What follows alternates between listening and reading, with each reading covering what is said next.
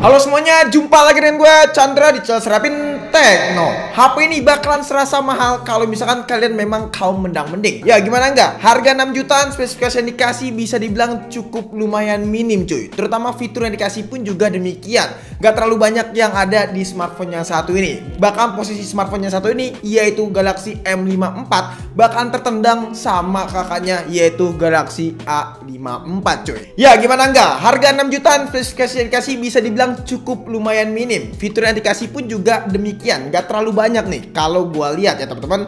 Bahkan posisi smartphone yang satu ini cukup lumayan ketentang jauh ketimbang si kakaknya yaitu Galaxy A54. Ya memang secara notabene Galaxy A series dan juga M series itu lebih unggul Galaxy A series ya teman-teman. Terutama smartphone yang satu ini yang bakal kita bahas yaitu Galaxy M54.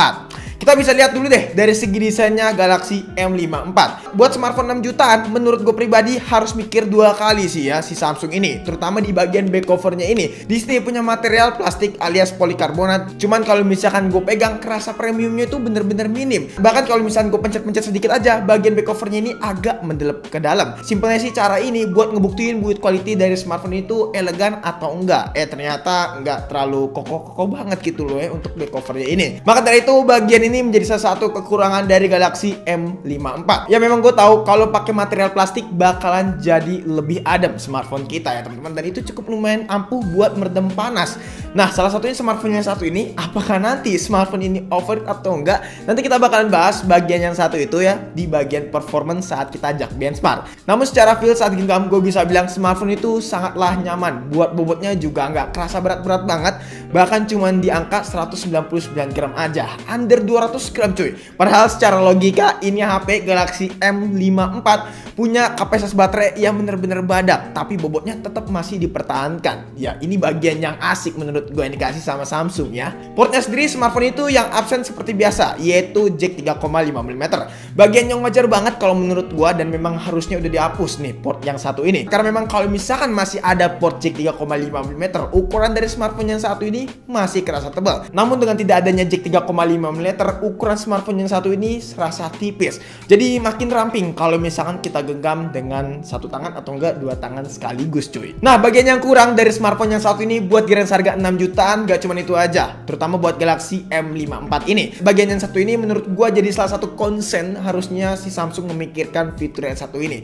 Yang lainnya bukan adalah IP rating cuy. Yap, yang dimana memang gue tahu sendiri Samsung tuh harusnya ngasih IP rating di seri M nya mereka. Sampai sekarang pun juga nggak ada tuh IP rating. Ya gue tahu sih memang Galaxy M series itu nggak pernah ada yang namanya fitur IP rating. Dan IP rating itu cuman ada di Galaxy A series dan juga E series. Tapi emang boleh kalau sekarang nggak ada IP rating, padahal harganya ini hampir mendekati Galaxy A series loh. Ya memang sayang banget sih ya. Lalu untuk speakernya sendiri Disney juga masih pakai teknologi mono nih. Tapi walaupun mono, experience yang dikasih sih menurut gue masih cukup lumayan oke. Dan gak terlalu jelek-jelek banget. Terutama pas waktu gue dengerin musik, nonton film, dan itu masih kerasa enak sih bassnya. Bassnya dapet dan juga kualitasnya menurut gue masih oke banget. Apalagi kalau buat nonton film-film yang bergenre ekstrim gitu. Bukan ekstrim sih, lebih tepatnya action ya teman-teman. Kalau main action itu bener-bener serasa oke. Namun tetap sih memang lebih enak pakai yang stereo speaker. Kalau misalkan gue compare head to head dengan stereo speaker ya.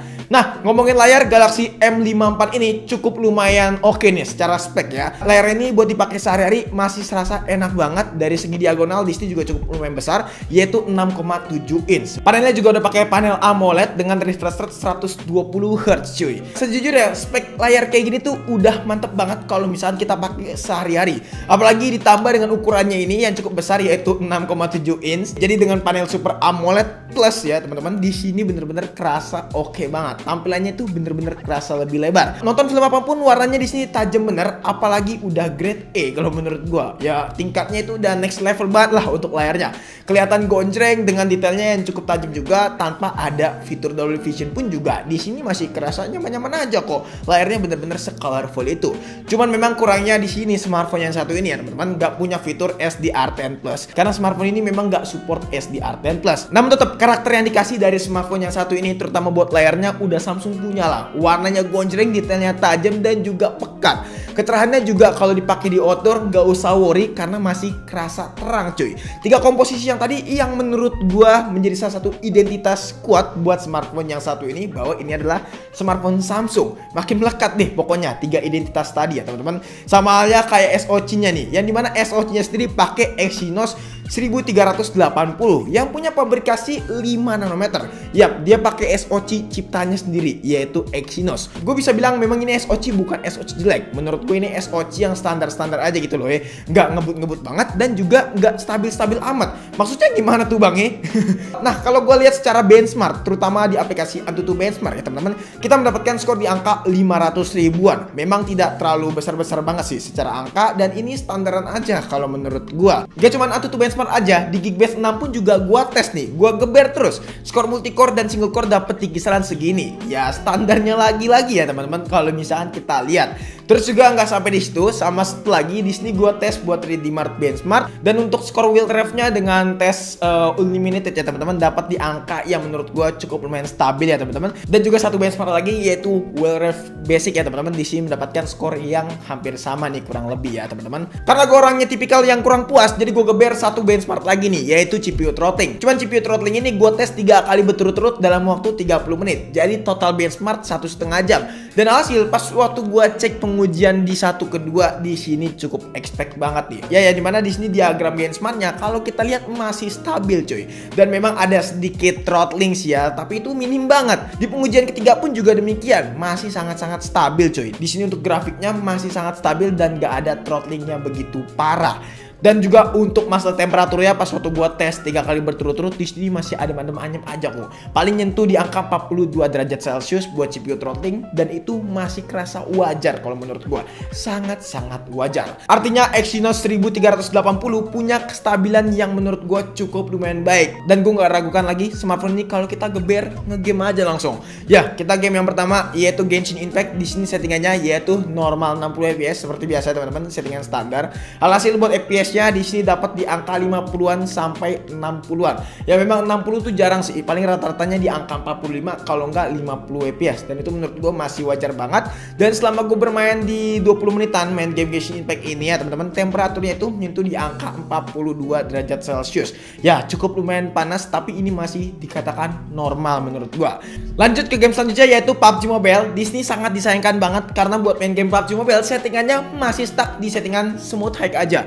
Harusnya minimal bisa smooth ultra atau enggak smooth ekstrim sekaligus. Ya ini tinggal nunggu updatean dari pihak developer aja sih sebenarnya. Dan hasil FPS-nya stuck di angka 30 fps, dan ya cuman gitu aja sih, nggak ada peningkatan atau nggak ada drop FPS. Selama 20 menit bermain PUBG Mobile pun juga masih sangat-sangat adem nih, karena cuman dapat FPS di angka 30 dan buat temperaturnya tembus di angka 39 derajat Celcius aja. Ya masih sangat oke banget menurut gua. Jadi pada intinya gue bisa bilang Exynos 1380 ini punya kemampuan dan stabilisasi yang cukup lumayan baik. Walaupun memang agak sedikit sulit kalau misalkan kita bandingkan dengan kubu sebelah yaitu Snapdragon seri 7 Gen 3 dan juga 7 Gen 2 maksudnya, dan juga si MediaTek Dimensity 8200 Ultra.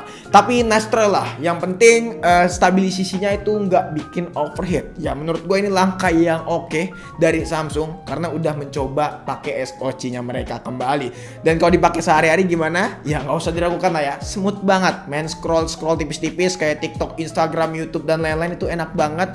Buat pindah dari apps ke aplikasi lainnya itu kerasa smooth dan juga bener-bener oke banget. Apalagi didukung dengan One UI versi yang terbaru ya. Ini One UI-nya versi berapa ya? Gue lupa ya.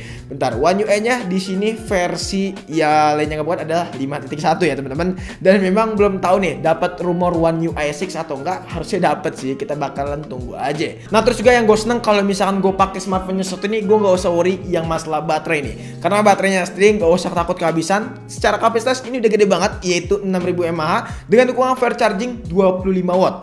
SOT-nya sendiri tuh bisa bertahan sekitaran 9 jam lebih, bahkan gue pernah SOT-nya itu bertahan 12 jam. gokil kan.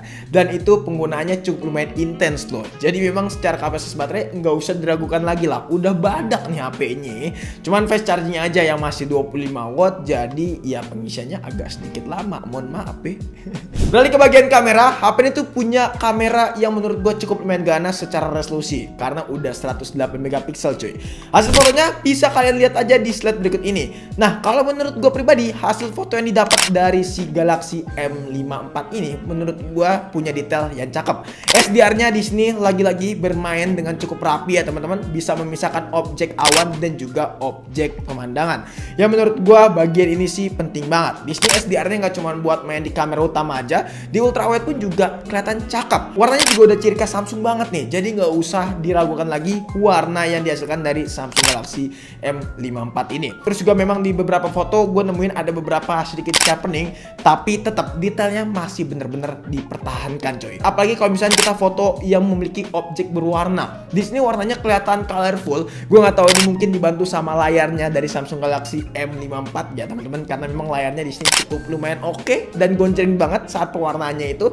Ya mungkin ada sedikit tuningan juga dibuat efek-efek yang ada di hasil kameranya ini. Jadi image processingnya itu bener-bener rapi banget dari Galaxy M54, terutama One UI 5.1 ini. Dalam kondisi malam pun juga gue bisa akui jempol lah. Di sini punya hasil yang menurut gue oke, walaupun noise-nya bisa diredam dengan cukup baik. Detailnya juga masih bisa dijaga dengan sangat-sangat baik cuy. Itu bagian yang paling penting.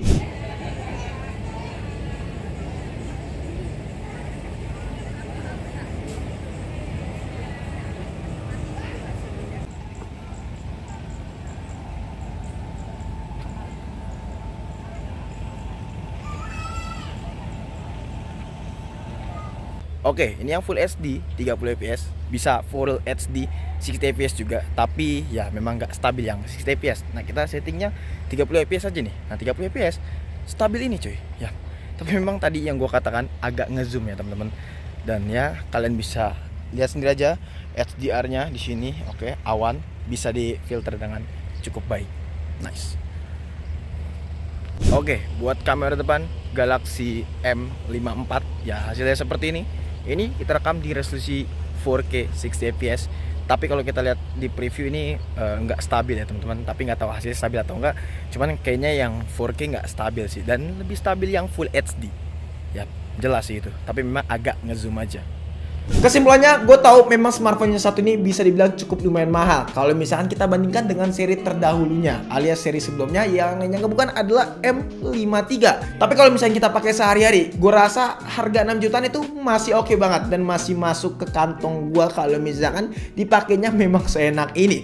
Apalagi secara kapasitas baterai di sini bener-bener badak 6000 mAh, layarnya juga nggak main-main nih, cakep banget lah, tajam di sini. Terus juga untuk ukurannya sangatlah puas, apalagi kalau buat diajak ngegame punya stabilisasi yang cukup oke dan juga performancenya sangatlah stabil. Kameranya juga udah cakep, aduhai banget lah Galaxy M punya nih menurut gue ya hasilnya. Jadi gak usah diragukan lagi untuk masalah hasil kamera dari smartphone yang satu ini. Nah, gue juga pengen notice buat sistem keamanan smartphone yang satu ini bagian yang tertinggal. Memang sayangnya buat sistem keamanan dari smartphone yang satu ini masih pakai fingerprint side mounted ya teman-teman. Jadi memang ya sangatlah minim fitur upgradean dari Galaxy M54 ini kalau kita lihat ya teman-teman. Tapi balik lagi, experience yang ditawarkan memang sebanding lah dengan harganya. Dan gue juga nanti yakin bakalan ada yang komen ini tuh HP overpriced. Ya memang HP ini gue akuin cukup lumayan overpriced dengan fitur yang dikasih. Tapi menurut gue sebanding kok teman-teman dengan apa yang dikasih experience sama smartphone yang satu ini. Ya kalau misalnya overpriced berarti memang kalian adalah kaum mendang-mending ya. Jadi mungkin cukup sekian aja video kali ini mengenai pembahasan dari Galaxy M54. Kalau misalnya kalian punya pendapat ataupun punya pertanyaan, boleh banget tulis di kolom komentar, ataupun punya pertanyaan bisa banget nih DM ke Instagram kita di @srapintekno kalau misalnya pengen nanya secara privat. Chandra pamit, sampai jumpa di video selanjutnya. Oh ya, jangan lupa juga join ke Telegram kita nih ya, yaitu di Srapintekno Community. Kalau misalnya kalian pengen sharing-sharing ya. Jadi gitu aja kali. Ya, overpriced enggak juga sih. Tapi memang bezelnya cukup lumayan tebal nih.